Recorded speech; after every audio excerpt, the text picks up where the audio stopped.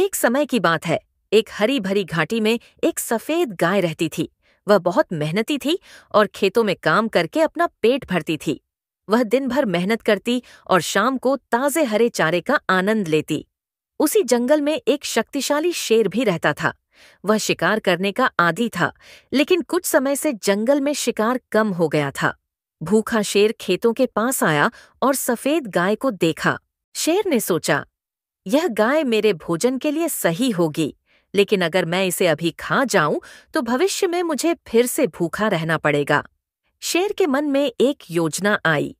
वह गाय के पास गया और कहा, तुम बहुत मेहनती हो।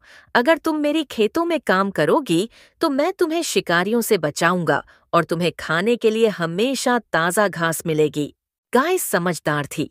उसने सोचा, अगर मैं शेर के खेतों में काम करूंगी तो मुझे सुरक्षित भोजन मिलेगा और मुझे डरने की जरूरत नहीं पड़ेगी। उसने शेर का प्रस्ताव मान लिया। गाय शेर के खेतों में दिन रात मेहनत करने लगी।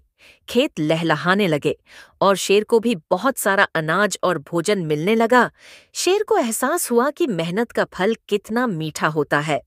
धीरे धीरे शेर और गाय के बीच दोस्ती हो गई। शेर ने शिकार करना छोड़ दिया और गाय के साथ खेतों की देखभाल करने लगा। अब दोनों खुशी खुशी रहते थे और मिलकर मेहनत करते थे।